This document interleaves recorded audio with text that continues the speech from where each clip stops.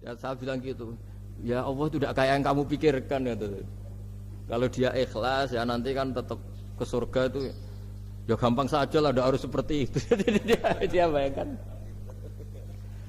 Yang jelas memang kaedahnya gitu ya. Kalau satu sapi cukup untuk 7 orang. 7 orang itu bisa keluarga, bisa orang yang kita amali ya. Karena memang Islam mulai dulu itu membolehkan orang amal untuk orang lain. Jadi dulu ada orang, ya Rasulullah, orang tua saya ini sudah sepuh, beliau sangat ingin haji, tapi kalau haji nggak bisa karena sudah tidak bisa berkendara unta. Kata Nabi, ya sudah kamu saja yang haji sebagai ganti bapak kamu. Sehingga idza mata ibnu adam in qata amalur itu termasuk anak yang soleh, sodako dan apa. Memang mulai dulu Islam itu ada beberapa hal yang amal itu bisa diamali pada orang lain. Awaladin solihin yatullah, terus adalah beberapa.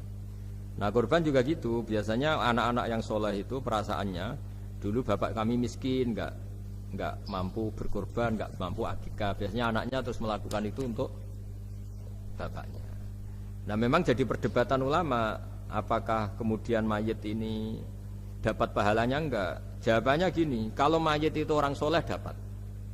Kalau nggak soleh, itu kemungkinan dapat kecil. Misalnya gini, ada mayit yang zaman hidup itu antipati ngamal. Kok enak, duitku sing ngilang, wong liya nyate gitu. Dia mentalnya mental kikir yang beranggapan kok kenaan tetangga kami, uang kami yang habis, orang lain yang nyate. Terus dia mentalnya gitu dibawa mati. Kemudian anaknya soleh berkorban untuk bapaknya. Lah yang seperti ini ada potensi gak sampai karena dia tidak pernah punya niat. Itu beda dengan orang yang zaman hidup memang ingin korban, cuma secara ekonomi nggak mampu. Makanya pentingnya innamal a'malu binniyat itu di situ. Amal itu terserah niat. Dalam banyak sarah, ya sarah itu penjelasan yang rinci itu dijelaskan.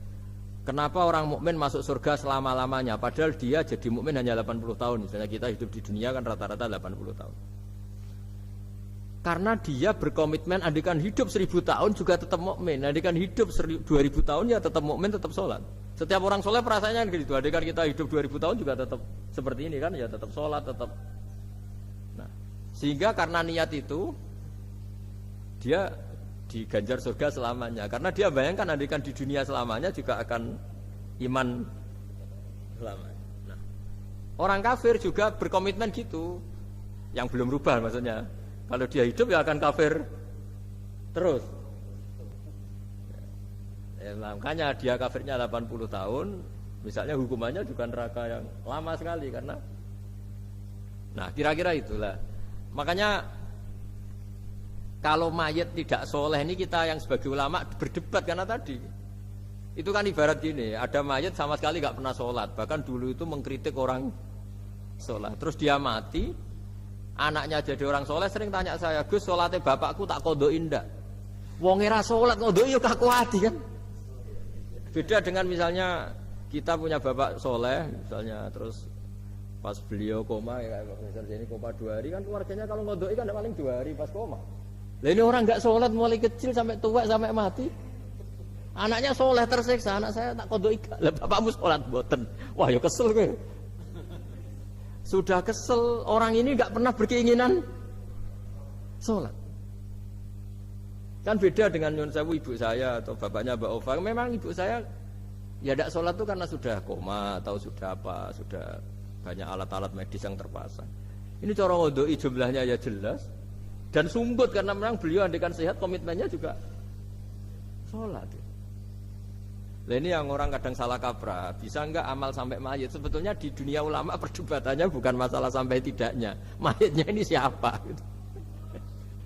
Kalau mayit ini soleh jelas, dawuh Nabi man sanna sunatan hasanatan falahu ajruha wa ajru man amila biha ila yaumil qiyamah. Orang baik kemudian mengajarkan kebaikan pasti dia dapat investasi kebaikan itu.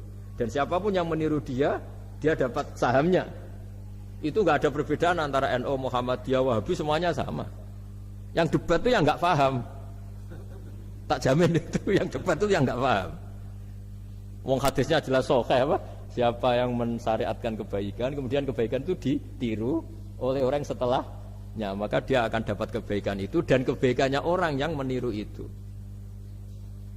Itu kan hadis, soalnya nggak ada perdebatan sama sekali. Ya terus yang terakhir ini, terakhir betul itu.